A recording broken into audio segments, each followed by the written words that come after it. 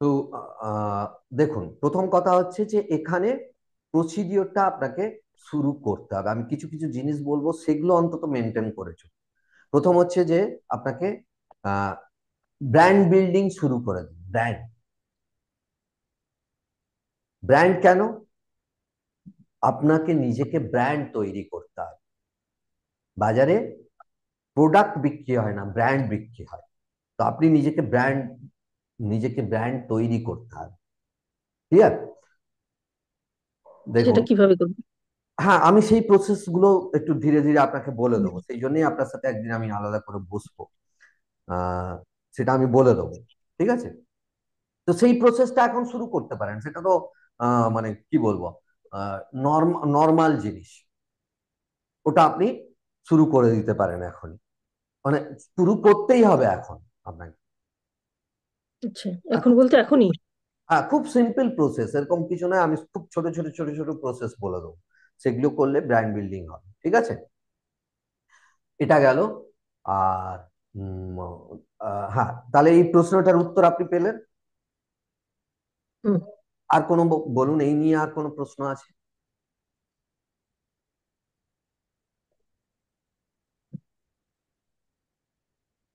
না, এই নিয়ে প্রশ্ন নেই। অ্যাকচুয়ালি আমার ক্যামেরা ওইখানে আছে, আর আমার স্ক্রিন এখানে আছে। আপনাকে দেখতে গেলে আমাকে নিচের দিকে তাকাতে হচ্ছে। ওই জন্য হয়তো আপনার মনে হচ্ছে যে স্যার কোন দিকে তাকিয়েছেন। না, অ্যাকচুয়ালি আমার ক্যামেরা ওখানে আছে। আমি যখন ক্যামেরার দিকে দেখছি তখন আপনার মনে হচ্ছে যে আপনাকেই দেখছি। আর যখন আমি হুম। আপনাকে দেখছি তখন মনে হচ্ছে স্যার কোন দিকে তাকাচ্ছেন, তাই না? না, আমি সেটা সেটা হ্যাঁ, সেটা আমি বুঝে গেছি অনেকদিন আগে। হ্যাঁ। তো হ্যাঁ, ক্যামেরাটা ওখানে না থাকলে না এই বোর্ডটা দেখা যাবে, এটা উঁচুতে না। হ্যাঁ, হ্যাঁ। তো যাই হুম, হোক, হুম, আমি যেটা বলছিলাম, দেখুন, তো হুম। এই প্রসিডিওরটা এখানে আমি একদিন আপনাকে নিয়ে বসবো, কিছু জিনিস বুঝিয়ে দেবো। সেই জিনিসগুলো ইমিডিয়েটলি শুরু করে দিন। আপনি তাহলে আমাকে বলে দেবেন কিভাবে কি করব না করব। একটা জিনিস মনে রাখবেন, এই পৃথিবীতে কোনো জিনিস পারফেক্ট নয়, সুতরাং পারফেকশনের আশা করবেন না। কোনো পৃথিবীতে কোনো ব্যক্তি কোনো কিছু পারফেক্ট নয়। আমরা প্রসেসে ধীরে ধীরে ধীরে ধীরে নিজেদের মধ্যে পারফেকশন আসে। ধীরে ধীরে পারফেকশন আসে। ওকে? আজকেই দেখুন, আজকের ঘটনায় বলি, আমি যখন প্রথমে বোঝাচ্ছিলাম লিখে লিখে, তখন আমার নিজেরই মনে হচ্ছে একটু ছন্দহারা। আমি ঠিক বোঝাতে পারছি না। কিন্তু যখন সেকেন্ড টাইম আমি বোঝালাম, খুব দ্রুত, মানে একদম আরামসে বুঝিয়েছি। তাই না? তো এটা হয়ে যায় অ্যাকচুয়ালি আমার, মানে যখন একটু ডিস্টারবেন্স ফিল করি বা ইয়ে করি, আহ, তখনও হতে পারে। তো পারফেকশন ওইভাবে আসে না। পারফেকশনের আশা ছেড়ে দিন। তাহলে যাই, ব্র্যান্ড যেটা বলছেন, ওটা ব্র্যান্ডটা কিভাবে তৈরি করবো? আমি বলে দেবো, অস্থির হওয়ার আচ্ছা, কিছু আচ্ছা, নেই। ব্র্যান্ড বলতে আচ্ছা, আচ্ছা। বলে দিচ্ছি, যেমন কি ব্র্যান্ড কোথায় তৈরি হবে। এখন সবচেয়ে বড় জিনিস হচ্ছে সোশ্যাল মিডিয়া, একটা প্ল্যাটফর্ম। আপনাকে মানুষ চিনবে কোথায়? Social media. তো সোশ্যাল মিডিয়াতে অলরেডি, মানে শুরু করে দিন ব্র্যান্ড বিল্ডিং করা। সেগুলো নিয়ে আমি দেখিয়ে দেবো যে কি করতে মানে হবে। আমাকে পরিচিতি হওয়া সবার হ্যাঁ, সাথে নাকি? হ্যাঁ। আচ্ছা, আচ্ছা। ক্লিয়ার? হুম। তো সেখানে আমি জাস্ট কতগুলো জিনিস দেখিয়ে দেবো, সেটা ইমিডিয়েট আপনি শুরু করবেন। ওকে? আচ্ছা। হুম। আচ্ছা, আরেকটা আপনি প্রশ্ন করেছিলেন সেদিনকে, খুব গুরুত্বপূর্ণ প্রশ্ন। আমি যা প্রশ্নটা ভুলে গেছি, আপনি আরেকবার করুন। হ্যাঁ, বলছি যে এই যে কি যেন মানুষের পিআইআর নিয়ে। PIR change. হুম। পিআর সব মানুষের চেঞ্জ, মানে প্রতিটা মানুষের চেঞ্জ হয় বলেই কি ভেদাভেদটা তৈরি হয়? হুম, হুম। মানে ভগবান কি এই জন্যই তৈরি করেছে, ভেদাভেদ করানোর জন্য? PIR PIR. আলাদা। প্রথম কথা তো হুম। এই প্রশ্নটা ভালো করে বোঝার চেষ্টা করুন। মানে যদি ভগবান, ঈশ্বর বা ইউনিভার্স যাই বিশ্বাস করুন না কেন, আহ, সৃষ্টিকর্তা যেটাই ভাবুন, তো আহ, প্রথম কথা হচ্ছে যে সৃষ্টিকর্তা কি দিয়েছেন আমাদের। যদি সৃষ্টিকর্তাই ধরে নিই আমি, সৃষ্টিকর্তা কি ধরে দিয়েছেন আমাদেরকে? আহ, প্রথম কথা হচ্ছে যে আমাদেরকে ব্রেন দিয়েছেন। নেক্সট হচ্ছে আমাদেরকে মাইন্ড দিয়েছেন।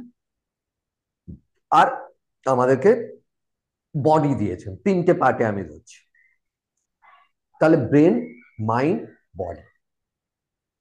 এবার দেখুন, এখানে এই যে তিনটে জিনিস, এই তিনটে জিনিসের কমিউনিকেশন কিভাবে হয়, ব্রেন, বডি, একে কমিউনিকেট করার জন্য আমাদেরকে দিয়েছে নার্ভাস সিস্টেম, মানে যেটাকে সফটওয়্যার বলা হচ্ছে মাইন্ড। ওকে, মাইন্ড। তো এই মাইন্ড, এই জন্য মানে এই জন্যই মাইন্ডকে এত গুরুত্বপূর্ণ বলছি আমি, বারবার বলছি। তো মাইন্ড হচ্ছে কি, যেমন ইন্টারনাল সেন্সেস গুলোকেও আমাদের ব্রেনে পাঠাচ্ছে, সেরকম এক্সটার্নাল সেন্সেস গুলোকেও, এক্সটার্নাল ওয়ার্ল্ড থেকে ইনফরমেশন গুলোকেও আমাদের মাইন্ডে পাঠাচ্ছে। ক্লিয়ার? তো পিআইআর কি? পিআইআর হচ্ছে পার্সোনাল ইন্টারনাল রিপ্রেজেন্টেশন কোনো একটা ইভেন্ট সম্বন্ধে। ভালো করে বোঝার চেষ্টা করুন। কোনো একটা ইভেন্ট সম্বন্ধে পার্সোনাল ইন্টারনাল রিপ্রেজেন্টেশন, এবং এই পার্সোনাল ইন্টারনাল রিপ্রেজেন্টেশন কিভাবে হচ্ছে, যে ফাইভ সেন্সরি অর্গান দ্বারা আমরা ইনফরমেশন নিচ্ছি। দেখুন, আমাদের চোখ ডাইরেক্ট কানেক্ট আছে কি? আপনার সঙ্গে আমার চোখের ডাইরেক্ট কানেক্ট আছে কি? এ তো অনেক দূরে, কিন্তু আপনি আমাকে দেখছেন। ক্লিয়ার? অডিও, অডিও কোথাও একটা ভাইব্রেশনে ইয়েতে আসছে, অডিও। সেরকম ফিলিংস, সেটা টাচ ফিলিংস হতে পারে বা অটোমেটিক মনের কিছু ফিলিংস হতে পারে। তো এই যে সেন্সারি অর্গান দ্বারা আমরা রিসিভ করছি জিনিসগুলোকে, সেন্সেস গুলোকে, এই সেন্সেস গুলো ডিলিট ডেস্টোর জেনারেলাইজ হয়। কিন্তু গুরুত্বপূর্ণ দেখুন, এই ডিলিট ডেস্টোর জেনারেলাইজ হয় কার উপর বেস করে? সেটা হচ্ছে আমাদের মন আর মনের মাইন্ডসেট। ওকে, এবার বলুন যে এই মাইন্ডসেটে কি কি জিনিস আছে? Believe, values, past experiences, meta programme, focus, decision, অনেক কিছু আছে। তো মেন মেন জিনিস আমি বলছি, believe, values, past experiences, meta programme, আর প্লাস ফিজিওলজিক্যাল স্টেট। এই পাঁচটাকেই আমি ধরে চলছি। ওকে, এছাড়াও যে ডিসিশন, ফোকাস, এগুলোকে এখন আমি সাইডে রাখছি। এবার দেখুন যে আমাদের প্রত্যেকের আপব্রিঙ্গিং আলাদা, প্রত্যেকের আপব্রিঙ্গিং আলাদা। ওকে, এক। দু নম্বর কথা, আজকেই যে জিনিসটা বলছিলাম মেটা প্রোগ্রাম নিয়ে, আমাদের একই ফ্যামিলিতে দুটো বাচ্চা, যমজ, যমজের কথাই ধরুন, দুটো বাচ্চা, তখন বলবেন যে হ্যাঁ দুজনের তো আপব্রিঙ্গিং এক, দুজনের তো একসাথেই তারা ইয়ে করেছে, তা সত্ত্বেও কেন আলাদা আলাদা হয়? তো দেখবেন এক্ষেত্রে বেশ খানিকটা মিল হয়, কারণ তাদের মেটা প্রোগ্রাম প্রায় এক ধরনের হয়। কিন্তু খুব ভালো করে বোঝার চেষ্টা করুন, দুটো বাচ্চার সাথেই কি একই রকম আচরণ করা হয়? পুরো সারা লাইফ জুড়ে, মানে যারা যতদিন না তারা বড় হচ্ছে, 13-14 বছর কি 18 বছর হচ্ছে, ততদিন দুটো বাচ্চার সাথে একই ব্যবহার করা হয়? হয় না। যমজের ক্ষেত্রে তো তবুও হয়, যমজের ক্ষেত্রে তো তবুও হয়, কিন্তু তবুও যমজ হয়, বাচ্চা তো কিন্তু 100% এক বিহেভ করা কি হয়? হয় না। হয় না। তো তারা, তাদের যখন মানে বিলিফ সিস্টেম আলাদা হচ্ছে, তারা যখন অন্য কিছু শুনছে, অন্য কিছু জানছে, বা দুটো বাচ্চা মানে কি বলবো, উম তাদের যখন ধরুন তাদেরকে খেলনা দেওয়া হচ্ছে, তারা খেলছে, তাদেরকে যখন পোশাক পরানো হচ্ছে, তারা যখন স্নান করছে, তখন কোথাও না কোথাও তাদের মধ্যে তাদের আলাদা বিহেভিয়ার, আলাদা অ্যাক্টিভিটিস তারা ইয়ে করছে। ঠিক আছে, তার ফলে খানিকটা চেঞ্জ হয়, অর্থাৎ কি তাদের মেটা প্রোগ্রামটা ডিফারেন্স হয়, তাদের বিলিফ সিস্টেমও চেঞ্জ হতে। যে ক্ষেত্রে আমার বাড়ির কাছেই আছে আহ মানে দুটি মেয়ে, আমরা মানে আমি দেখে আসছি তাদেরকে ছোট থেকে, এখন তাদের 20-21 বছর বয়স, দুজনে এখনো, দুজনেই একসাথে সবসময় বেরোবে, একই রকম পোশাক আশাক। যমজ, হ্যাঁ, যমজ। হ্যাঁ, একই রকম পোশাক আশাক থেকে আরম্ভ করে ম্যাচ করে এখনো তারা সবকিছু, এবং তাদের কথা বলার ধরন সবকিছু এক। তো এটা হওয়ার কারণ কি, খুব ভালো করে বোঝো। আবার এরকমও আছে যে একই বাড়িতে জন্ম হয়েছে একজন, মানে মানে এটা একটা স্টোরিও আছে। একই বাড়িতে যমজ বাচ্চা, দুটো বাচ্চা। তো একজন মানে তারা বড় হয়ে, বড় যখন হয়েছে, একজন মানে খুব বড় একজন ডাক্তার বা খুব সায়েন্টিস্ট কিছু হয়েছে। আরেকজন বাচ্চা, তিনি মানে কি বলবো, একজন ড্রাঙ্কার হয়েছেন, একজন মানে কি বলবো টেরোরিস্ট হয়ে গেছে। তো যখন জিজ্ঞেস করা হচ্ছে, সাংবাদিক সম্মেলনে জিজ্ঞেস করা হচ্ছে যে আচ্ছা, আপনি আপনার বাবা, যে সায়েন্টিস্ট, তাকে যখন জিজ্ঞেস করা হচ্ছে যে আপনার বাবা তো একজন ড্রাঙ্কার ছিলেন, ছিলেন, তো আপনি কিভাবে সায়েন্টিস্ট হলেন এরকম একটা পরিবেশ থেকে? তখন সে বলছে যে আমার কাছে আর কি উপায় ছিল, আমি তো দেখে এসেছি যে একজন ড্রাঙ্কার, একজন মানে এরকম মানুষ হলে তার জীবনে কি যন্ত্রণা হতে পারে, পেন আসতে পারে, তার পরিবারের জীবনে কি পেন আসতে পারে, তার বাচ্চার জীবনে কি পেন আসতে পারে। তো তাই আমার কাছে আর কোনো অপশন ছিল না। ঠিক সেম প্রশ্ন তার মানে যমজকে যখন জিজ্ঞেস করা হয়েছে যে আপনার মানে আপনার ভাই তো আপনার মানে আপনার ইয়ে তো আহ, এত বড় একজন সায়েন্টিস্ট, আর আপনি সেই পরিবারেরই হয়ে আপনি এরকম একটা কাজ করছেন। সে তখন বলছে আমার কাছে কি অপশন ছিল, আমার বাবাকে আমি ছোট থেকে দেখেছি এরকম ইয়ে সেটাই সব অ্যাডপ্ট সময়। করে নিয়েছি। হ্যাঁ, তো দেখুন সেখানে চেঞ্জেস আসছে কিন্তু এবার কি এখানে সেই একটাই মাইন্ডসেট, এই মাইন্ডসেট হচ্ছে মানে পিআইআর নয়। আর আপনি যে প্রশ্নটা করেছেন এবার সেটাতে আসি। দেখুন, ঈশ্বর বলুন বা ইউনিভার্স বলুন, যার কথাই বলুন, তিনি আমাদেরকে শরীর দিয়েছেন এবং ব্রেন দিয়েছেন। তখন মানে আমি মানে গল্পের ছলে বোঝাচ্ছি তাহলে বুঝতে সুবিধা হবে, এখানে সায়েন্সও অ্যাড আছে। তখন যখন আমাদেরকে ব্রেন দিয়েছে, ব্রেনে 86 বিলিয়ন, অলমোস্ট 86 বিলিয়ন নিউরনস দিয়েছেন, বডি দিয়েছেন, সেখানে চোখ, হাত, পা সবকিছু দিয়েছেন। তো তখন ঈশ্বরকে প্রশ্ন করা হচ্ছে, আচ্ছা ঈশ্বর, আপনি তো ব্রেন দিলেন, তাতে 86 বিলিয়ন নিউরনস আছে, এরকম মানুষ তৈরি করলেন যার চোখ, কান, নাক, হাত সবকিছু আছে, পা প্রত্যেকেই তো প্রায় এক। তো মানুষে মানুষে আলাদা হবে কি করে? তখন ঈশ্বরের খেয়াল হয়েছে যে তাই তো, প্রত্যেকের যদি 86 বিলিয়ন নিউরনস থাকে, প্রত্যেকের যদি এইভাবে হাত, মানে পা, চোখ, কান, নাক সবকিছু থাকে, তাহলে প্রত্যেকের তো একই। তখন ঈশ্বর কি করেছেন, আমাদের এই ব্রেনে একটা সফটওয়্যার ইনস্টল করে পাঠিয়েছেন যার নাম হলো মাইন্ড। এই মাইন্ডকে যে যেরকম ভাবে পরিচালনা করবে, মাইন্ড তার, বা মাইন্ডসেট। হ্যাঁ, তার সফলতা, তার বিফলতা, তার রিলেশনশিপ, হ্যাপিনেস। তার হ্যাপিনেস, সেই অনুযায়ী চেঞ্জেস হবে। পিআইআর তো গঠন হয় পরে, পিআইআর মানে পিআইআর কি, যখন লজিক্যাল মাইন্ড, কনসাস মাইন্ড, তখন বিশেষ করে সে মানে পিআইআর অ্যাকচুয়ালি অনেকদিন আগের থেকে। আমি কি বলছি, পিআইআর এর এফেক্টটা বোঝার চেষ্টা করুন, পিআইআরটা গঠন হয় কিভাবে সেটা বোঝার চেষ্টা করুন। সেটা গঠন হচ্ছে মাইন্ড, মাইন্ডসেট তার গুরুত্বপূর্ণ অংশ। একই জায়গায় একই সময়ে বসে আছেন, একজন অপরচুনিটি দেখতে পাচ্ছে, আরেকজন দেখতে পাচ্ছেন বিপদ।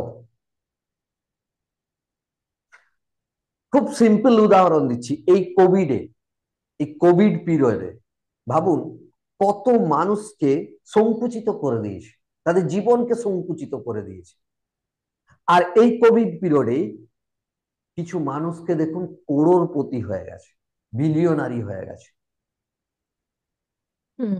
ওই পিরিয়ডেও কিছু মানুষ তাহলে অপরচুনিটি দেখতে পেয়েছেন। চ্যালেঞ্জেস সবার জন্য এক, সেই ভারতবর্ষ, সেই আমেরিকা, সেই এই পৃথিবী, চ্যালেঞ্জেস সেই একই, লকডাউন সবার জন্যেই, কিন্তু সেখানেই কিছু মানুষ অপরচুনিটি দেখতে পেয়েছেন, ইনকাম করেছেন, আর কিছু মানুষ মানে কি বলবো, ডিপ্রেশনে চলে গেছে। হ্যাঁ ডিপ্রেশনে চলে গেছেন, সংকুচিত হয়ে গেছে। ডিফারেন্সটা কোথায়? মাইন্ডসেটে। মাইন্ডসেটে। দেখুন, ব্রেন নয়, আমরা একটু ভুল ইনফরমেশন ছোটবেলা থেকে পেয়েছি, ব্রেন নয়, আমাদের পরিবেশ ব্রেনটা একটা পরিস্থিতি হার্ডওয়্যার। নয়, পরিবেশ পরিস্থিতি এইসব কিচ্ছু নয়। খুব গভীর থেকে আমি অবজার্ভ করে আপনাদেরকে বলছি, এডুকেশনাল কোয়ালিফিকেশন ম্যাটার করে না, ব্রেন ম্যাটার করে না। কারণ এডুকেশনাল কোয়ালিফিকেশন ছাড়া কত মানুষ কত সফল হয়েছে একটু দেখুন। ইভেন পৃথিবীর টপ 10 ক্যাটাগরিতে তাদেরকে খুঁজে পাবেন। আপনি ভাবুন না, এই যে থমাস আলভা এডিসন, তাকে তো স্কুল থেকে তাড়িয়ে দেওয়া হয়েছিল,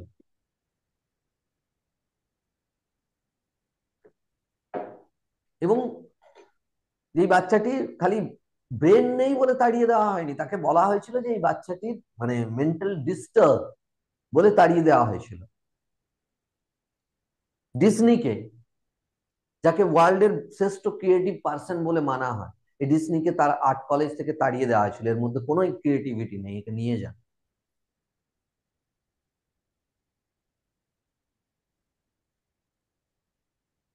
আর তার চেয়েও উদাহরণ আমাদের ভারতবর্ষের ডক্টর সিন্ধুতাই সাক্কাল। তার জন্ম ওয়ার্ধা প্রদেশে, মহারাষ্ট্রের ওয়ার্ধা প্রদেশের একটা প্রত্যন্ত গ্রামে, প্রত্যন্ত গ্রামে। এবং ছোটবেলা থেকে টর্চার, ছোটবেলা থেকে মা, মানে বাবা অতটা টর্চার করতেন না, মা, কন্যা সন্তান হয়ে জন্মেছেন বলে মা তাকে রেগুলার টর্চার করতেন। দিয়ে ক্লাস 3 4 পড়াকালীন বিয়ে দিয়ে দেয়। কত বয়স? 9 10 বছর বয়স। বিয়ে দেওয়া হয় 32 বছর বয়সে একজন ভদ্রলোকের সাথে। এবার ভাবুন, মানে শারীরিক মানসিক কি অত্যাচার তাকে সহ্য করতে হয়। তার উপর তার 15 বছর বয়সে বোধহয় প্রথম সন্তান, তারপরে দ্বিতীয় সন্তান, তৃতীয় সন্তান গর্ভে, সেই সময় সে প্রতিবাদ করে। জাস্ট একটা গ্রামে ওই মানে গ্রামের মোড়লরা প্লাস হচ্ছে ফরেস্ট ডিপার্টমেন্টের লোক, ওরা গ্রামের মহিলাদের উপর অত্যাচার করে। তো এ কি করে, প্রতিবাদ করে যে না, এইসব চলতে পারে না, দিনের পর দিন এই গ্রামে মহিলাদের প্রতি অত্যাচার এ মেনে নেওয়া যাবে না। আর প্রতিবাদ করাও, গ্রামে কি মোড়লরা আর ফরেস্ট ডিপার্টমেন্টের লোক সব একত্রিত হয়ে তার হাজব্যান্ডকে হাত করে একে জঙ্গলে তুলে নিয়ে যায়। জঙ্গলে তুলে নিয়ে গিয়ে মানে একদম অকথ্য অত্যাচার করা হয়। এবং অত্যাচার করার পর যখন রিয়েলাইজ করেন যে না, এ মারা গেছে, তখন তারা জঙ্গলে ফেলে দিয়ে চলে আসে।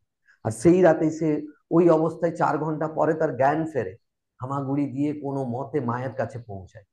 পাশের বাড়িতেই, পাশের গ্রামেই তার মায়ের বাড়ি, সেখানে পৌঁছায় মা ওই অবস্থাতেই।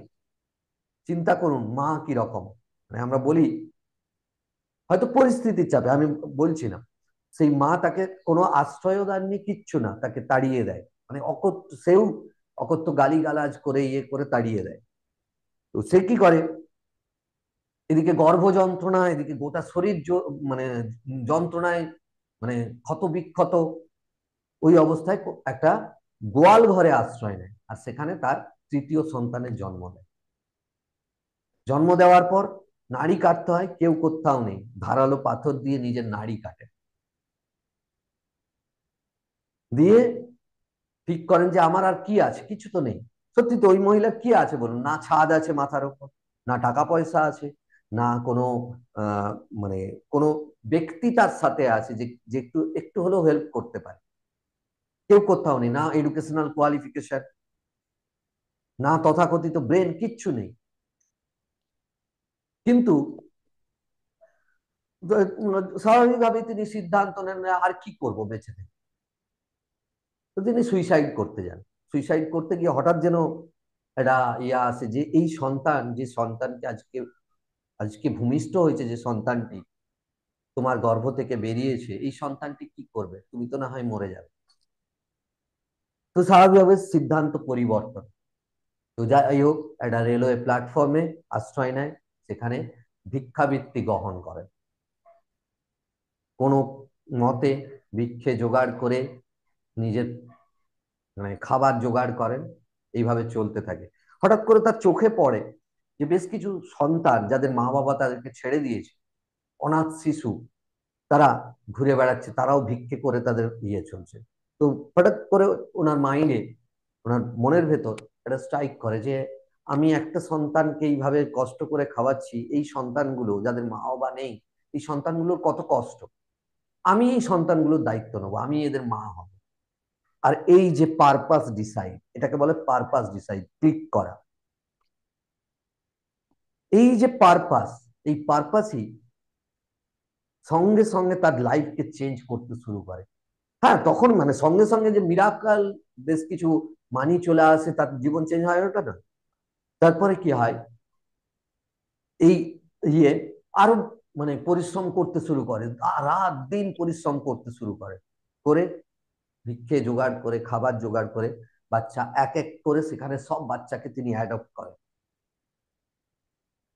আমি এই হিস্ট্রি তো অনেক, কিন্তু এর পরে আর অত ডিটেলসে যাচ্ছি না। এবার দেখুন এই কি সিন্ধু তাই বললেন? সাপ। সিন্ধু তাই কি যেন নাম? হ্যাঁ, নাম কি বললেন? নাম কি বললেন? ডক্টর সিন্ধু তাই সাপকাল, আচ্ছা। যাকে মাদার অফ অরফান বলা হয়। পরবর্তীকালে 700-রও বেশি অ্যাওয়ার্ড পান, বাবা। সম্ভবত ভারতে পদ্মশ্রী বা এরকম ধরনের কিছু অ্যাওয়ার্ডও পান, মানে টপ লেভেলের। প্লাস 700-রও বেশি অ্যাওয়ার্ড তিনি পান, ডক্টরেট উপাধি পান, এবং মাদার অফ অরফান বলা হয়। পরবর্তীকালে তার হাজব্যান্ড তার কাছে আশ্রয় নেয়, তার মানে পরিবারের লোকজনও তার কাছে আশ্রয় নেয়। সেই মানুষের জীবন যে কোন দিকে মোড় নেয়। তো চিন্তা করুন, মানে আমি খালি যারা যারা স্টোরি। যারা তাকে অত্যাচার করেছে, যারা তাকে আশ্রয় দিতে চায়নি, হুম। হ্যাঁ, আহ, ওই তখন ওদের আশ্রয়দাতা হয়ে গেছে। এক্স্যাক্টলি। তো আমি দেখুন এই স্টোরি কেন শেয়ার করি বারবার। এই ব্যক্তির যদি মানে ডক্টর সিন্ধুতাই ছিল। সাপকালকে দেখেন, তাহলে দেখুন, না তার হেলথ ভালো ছিল, না তার কোনো মানে মাথার উপর ছাদ ফিনান্সিয়াল। ছিল, না কোনো এডুকেশনাল কোয়ালিফিকেশন ছিল, না মানি ছিল, তার না কোনো সাপোর্ট ছিল। না কোনো সাপোর্ট ছিল, না কোনো পরিবার পরিজন তাকে সাপোর্ট করেছে। আর সবচেয়ে বড় কথা, একটা প্রত্যন্ত গ্রামের মহিলা। তো আমরা কখনো চিন্তা করে দেখেছি এদের এর চেয়ে চ্যালেঞ্জ আমাদের বেশি? আমরা ভেবে নিই চ্যালেঞ্জ অনেক বড়। না, যদি একটু ডিপলি ভাবেন চ্যালেঞ্জ অনেক ছোট। আমরা খালি চ্যালেঞ্জটাকে বাড়িয়ে দিই। আর যখনই আপনি চ্যালেঞ্জটাকে বাড়িয়ে দেবেন, আপনি কখনো ওভারকাম করতে পারবেন, কখনো সম্ভব না।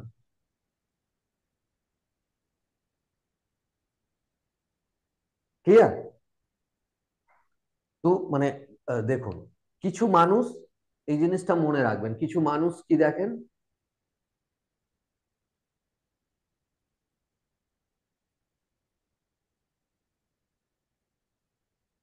নিজেকে মনে করেন যে প্রবলেমে ঘেরা লাইফ। আর যারা এই প্রবলেমে ঘেরা লাইফ, তাদের জীবন দুঃসহ হয়ে ওঠে, প্রবলেম তাদেরকে ঘিরে রাখে।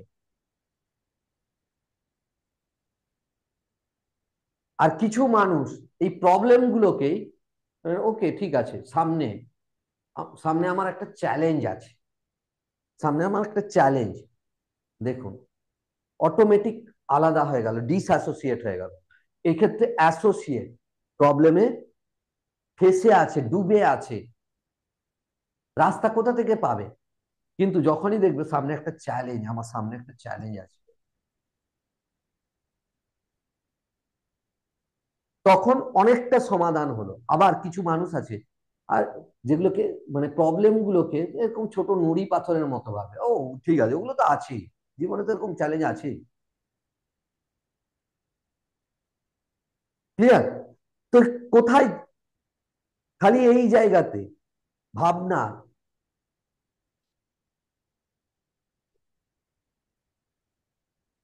হাওয়ার্ড হিউজের কথাও আমি বলি, হাওয়ার্ড হিউজের কি ছিল না, পৃথিবীর অন্যতম শ্রেষ্ঠ ধনী ব্যক্তি ছিলেন, হলিউডের শ্রেষ্ঠ নায়ক ছিলেন, যার জন্য সমস্ত অভিনেত্রীরা, হলিউডের সেই সময়ের অভিনেত্রীরা পাগল হয়ে যেতেন তার সঙ্গে ডেটিং এ যাবেন বলে। সবকিছু মানে বিশ্বের ধনী ব্যক্তি, বুঝতেই পাচ্ছেন, ধনী ব্যবসায়ী, সবচেয়ে শ্রেষ্ঠ ব্যবসায়ী, আমেরিকান ইতিহাসের অন্যতম সেরা ব্যবসায়ী, তার জীবনে সবকিছু ছিল, কিন্তু একটা একটা ছোট্ট ভয় তার জীবন থেকে সবকিছু সরিয়ে দেয়। সেটা হলো ভাইরাস অ্যাটাক করতে পারে, তিনি মারা যেতে পারেন। ওসিডি যেটাকে বলা হয়, অবসেসিভ কম্পালসিভ ডিসঅর্ডারের মতো একটা ফিল, সবকিছু চলে যায়, সবকিছু। তো তাহলে কারো সব থাকতেই কিচ্ছু নেই কেন? মনটা নেই, মনে মাইন্ডসেট ডিফারেন্স, মাইন্ডসেট আলাদা। তাই খুব ভালো করে মানে বোঝার চেষ্টা করুন যে ঈশ্বর আমাদেরকে ব্রেন দিয়েছেন, বডি দিয়েছেন, কিন্তু এর ফাংশনটা কোথা থেকে হয়। ফাংশন আপনি কিভাবে করবেন, আপনি আচরণ কিভাবে করবেন, আপনার হ্যাবিট কি থাকবে, আপনি কি অ্যাকশন নেবেন, সবকিছু ডিপেন্ড করছে অন ইয়োর থট, মাইন্ড। চিন্তা। আর চিন্তার মূল হচ্ছে কি? Mindset, believe, values, past experiences, meta program. Sir, আর একটা কোশ্চেন আছে। হুম, কোশ্চেন এই মানে যেটা বুঝছি এই এনএলপি করে, হুম, আহ, সেটা কি ওই যত রোগ থাকুক হুম, বা ওসিডি থাকুক বা আরো যা যা রোগ আছে, সাইকিয়াট্রিক, হুম। স্কিজোফ্রেনিয়া, সবই কি ওই একটা জিনিসেই বেশি কভার করে, ওই ট্রেজার হান্টিং বা পেনফুল না, ইরেজিং পেনফুল মেমোরি? না, এটা কখনোই নয়। এখানে ডিফারেন্ট টেকনিক আছে, ডিফারেন্ট না, টেকনিক। বেশি মেন টেকনিকটা মনে হচ্ছে ওই ট্রেজার হান্টিং। না, ট্রেজার হান্টিংটা তো একটা টেকনিক যেটা সবাইকেই সাজেস্ট করতে পারে, হুম। সেটা নয়। সাবমডেলিটিস এর টেকনিক গুলো খুব গুরুত্বপূর্ণ, প্রত্যেকটা টেকনিক। তো এটা বাদেও আছে।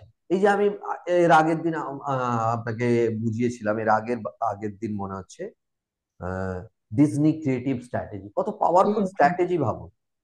মানুষ হুম। টাক হয়ে যায়, আরে অন্ধকার, কোথাও কিচ্ছু দেখতে পাচ্ছি না, তাকে ডিজনি ক্রিয়েটিভ স্ট্র্যাটেজি ইয়ে করুক। ব্যাড হ্যাবিট থেকে মানুষ বেরিয়ে আসতে পারছে না, তাকে আহ গডিবা, রিভার্স গডিবাচা চকলেট করার একটা টেকনিকই কাজ করবে এরকম না।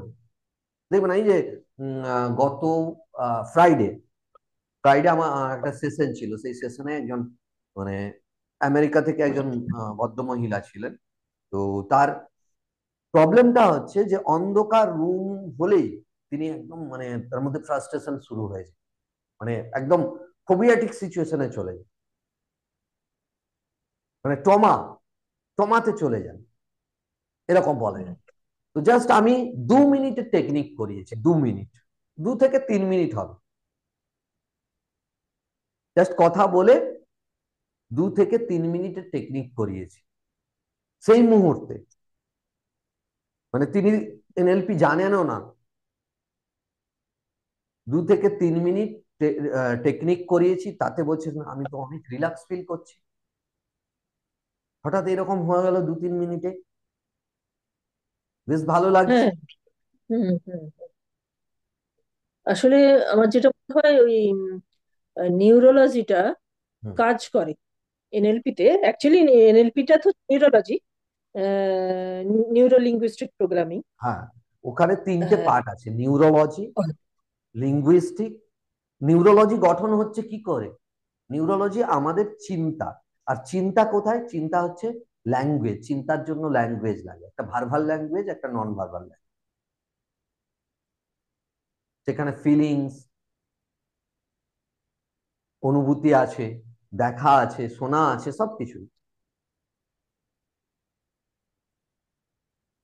ওই নিউরোলজিটা হয়তো ছেড়ে যায়, যে জিনিসে আটকে থাকে সেই জিনিসগুলো ছেড়ে যায়, এবার কি ছেড়ে গিয়ে দেখো, কিছু কিছু ক্ষেত্রে কি হয়, নিউরোলজি অনেক স্ট্রং থাকে, অনেক স্ট্রং থাকে, অনেক চওড়া নিউরোলজি গঠন হয়ে স্ট্রং। হুম, হুম, তো সেক্ষেত্রে একটু সময় লাগতে পারে, কিন্তু ডেফিনেটলি কাজ হবে। ডেফিনেটলি। আজকে মানে এই যে ইয়েকে আমাদের কি বলে, আমাদের যে লিলিমা দেবীকে যদি দেখা যায়, লিলিমা দেবীর একটা সময় মানে যখন আমার কাছে আসেন কি ছিল আমি জানি। আর হুম আজকে, হুম আজকে যে কাজগুলো মানে আহ, করতে গেলেই তার অস্বস্তি হতো, বা যে কাজগুলো অবসেস ছিল করার জন্য, সেই কাজগুলো আর করেন না।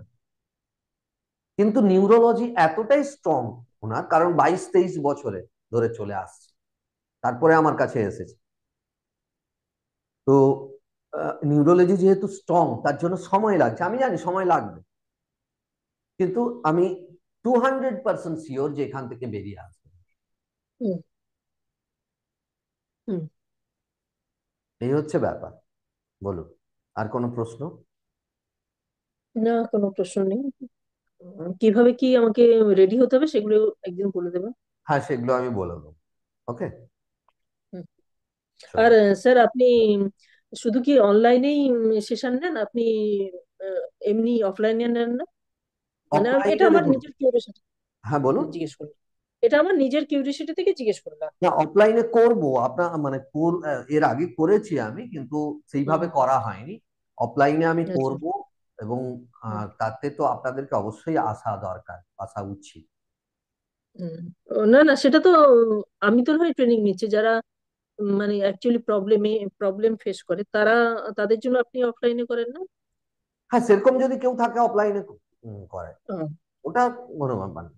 ওটা তো ধরুন 1 ঘন্টা 2 ঘন্টার একটা সেশন হবে, অফলাইনে আচ্ছা করে। আচ্ছা।